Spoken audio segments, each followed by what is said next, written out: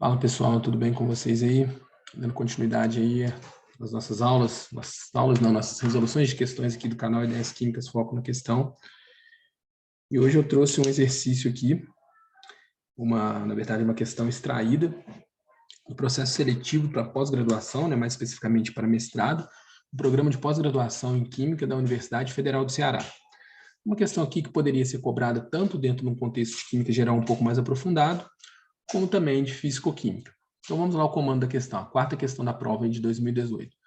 Calcule a energia de ativação para uma reação em que o valor da constante de velocidade, então a gente já está falando da constante de velocidade K, a uma dada temperatura, né, a 25 graus, é triplicado devido ao aumento de 20 graus na temperatura. Um exercício bem sucinto, mas tem todos os dados suficientes aqui. A gente está relacionando energia de ativação, temperatura e fala para uma reação em que o valor da constante de velocidade, então a gente está falando de constante de velocidade, temperatura e energia de ativação. Imediatamente tem que vir em mente a equação de Arrhenius, que interrelaciona essas três grandezas. A constante de Arrhenius ela é dada pela seguinte expressão. A constante de velocidade, não é constante de equilíbrio, tá, pessoal? É igual a constante de Arrhenius, ou fator aqui de Arrhenius, que é uma característica de cada reação, tá? É uma constante, vezes E, elevado a menos EA. O que é o EA? A energia de ativação, dividido por outra constante, que é a constante dos gases, que aparece em vários tipos de sistemas, né, de fenômenos, não somente no estado gasoso, a gente pode fazer um vídeo depois discutindo sobre isso, vezes a temperatura. Então, tem duas situações, uma que eu vou ter um K2, né, eu tenho aqui uma situação em que eu tenho um K2, que é numa temperatura 2, eu tenho outra situação em que eu tenho K1, que é função de uma temperatura 1. Eu vou escrever para os dois casos. Então, eu vou colocar aqui que K1 e que K2 é igual a EA vezes, na verdade, A vezes E, né, menos a RT2. E K1 vai ser igual a vezes, porque o A não muda, ele é típico da reação, a reação é a mesma, nem a energia de ativação, ela não muda, pessoal, com a temperatura, tá? Muita gente confunde isso. A temperatura não afeta a energia de ativação. O que afeta a energia de ativação, pessoal, é a utilização de um catalisador, que pode estar diminuindo a energia de ativação e, dessa forma, aumentando o K, tá bom? Então, aqui, a temperatura vai afetar o valor de K. E a gente viu que um incremento de 20 graus causou foi responsável por triplicar a velocidade, a constante de equilíbrio. Ou seja, quando fala triplicar, o que está dizendo? Que K2 ele é 3 vezes K1. É essa relação que eu vou utilizar. Eu vou pegar aqui, então, vou dividir uma expressão pela outra, certo? E vou obter uma nova expressão. K2 sobre K1 é igual a 3, porque K2 é o triplo. O A, que é o parâmetro ou constante de Arrhenius, é o mesmo valor para as duas expressões, então eu posso cortar, né? Aqui eu só vou tirar a igualdade, pessoal, porque eu dividi, senão eu vou estar cometendo uma anomalia aqui matemática, não vai ficar legal. Eu corto aqui e coloco o igual aqui, tá bom? Então, beleza, certinho. Cortei, aqui ficou igual 3, porque K2 é o triplo de K1. Agora, pessoal, eu coloco o E aqui, certo? E vou trabalhar a matemática aqui da questão. Agora é mais matemática do que físico-química, do que química propriamente dito. Eu coloco o E. Por que eu repito o E? Porque aqui eu tenho uma divisão de potências, né? Eu tenho uma potenciação da mesma base, então mantém a base e subtrai os expoentes. Regrinha lá da oitava série. Então, o expoente aqui de cima é menos EA RT2 menos o de baixo. Então, troca o sinal. Menos, menos, né? Porque aqui está menos, isso aqui multiplicando isso aqui tudo. Então, fica mais EA RT1.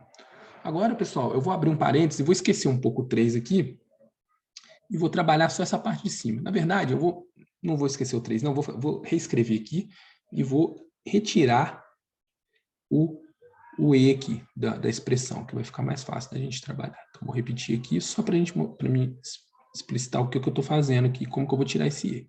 Você já deve ter ideia que a gente tem uma exponencial, a gente trabalha com a função inversa. Então, se eu tenho exponencial que eu quero tirar ela desse lado, para me facilitar minhas contas aqui, Na verdade, sem eu fazer isso, eu não consigo resolver. Eu vou tomar o ln de dois lados. Então, fica ln de 3.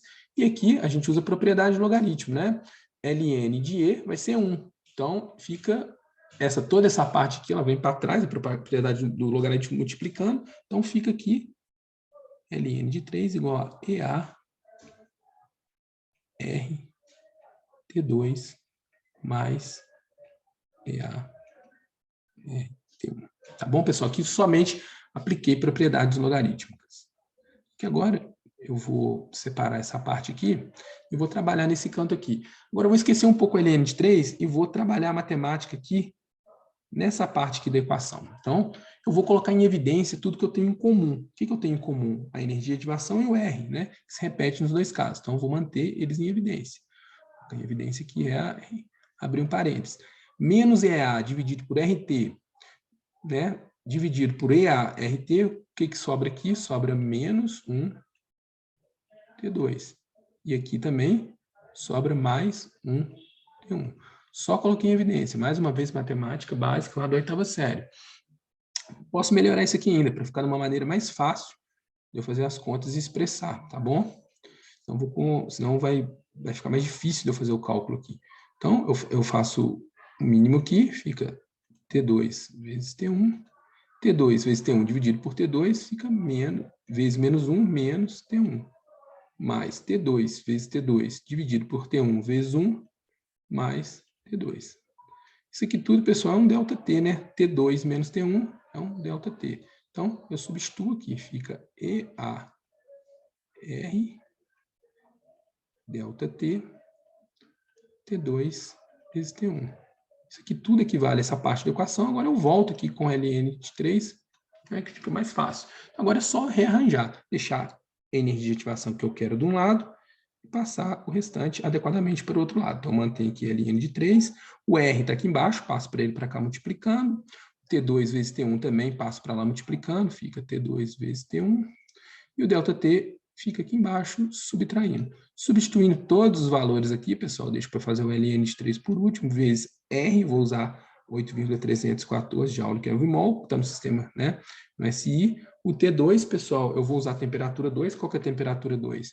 É 25 graus mais 20 mais 273, né, que é a escala absoluta que a gente tem que usar, 318, e o T1 é o valor a 25 graus, né, da constante de velocidade 1. Então, eu uso 298. E o ΔT, pessoal, é o próprio incremento, né? É a variação que eu tenho de uma temperatura para outra, que é 20 graus, né? Kelvin, nesse caso. Que se eu pegar 318 menos 298, vai dar 20, a mesma, né? E eu poderia estar passando para Celsius, subtraindo também, então tanto faz.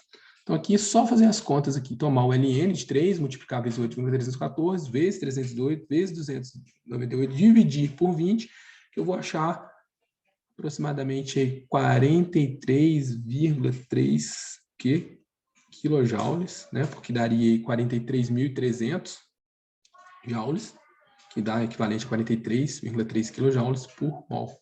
Então, essa aí seria a minha energia de ativação da reação. Então, vamos recapitular alguns pontos aqui. Primeira coisa, pessoal, a primeira dificuldade que talvez vocês poderiam encontrar nessa situação, nessa questão, se a prova não oferecer formulário, é lembrar da equação de Arrhenius, né? Essa equação aqui, para quem vai fazer concurso, fazer prova de mestrado, doutorado, é bom ter essa equação em mente. Não decorar, mas tentar relacionar ela. Ela é muito semelhante com a equação que representa os fenômenos de nível de distribuição de energia de Boltzmann, né? Distribuição de Boltzmann. Mas isso é uma história para outro vídeo que a gente pode estar comparando. Ela, na verdade, ela é meio derivada dessa equação de Boltzmann. Então, lembrar dessa equação. O segundo ponto, pessoal, era trabalhar matematicamente, né? Entender que se eu posso usar duas vezes a expressão K sendo função de T, né? Então, para um K2 eu tenho um T2, para um K1 eu tenho um T1, e fazer o arranjo matemático aqui. Então, a maior dificuldade aqui, acho que seria a manipulação matemática. A gente poderia agarrar, por exemplo, nessa parte aqui, não lembrar de tirar o ln.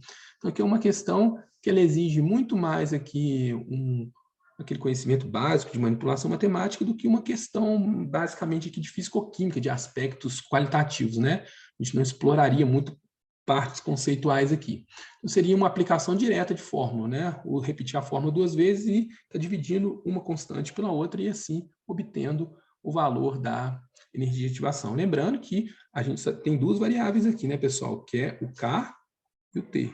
O resto tudo é constante. Parâmetro de Arrhenius, o I aqui que vai ser um operador matemático, a energia de ativação, que é a energia da ativação da reação, ela não depende da temperatura, tá, pessoal? O que afeta essa energia de ativação pode ser a utilização do catalisador para baixar a energia de ativação e dessa forma está aumentando o K, aumentando a velocidade dela. Então, essa equação aqui, a gente consegue observar matematicamente como que o catalisador afeta a velocidade da reação. Se eu diminuo o K aqui, se eu diminuo o EA, né, que é a energia de ativação pelo uso do catalisador, eu consigo aumentar o valor de K.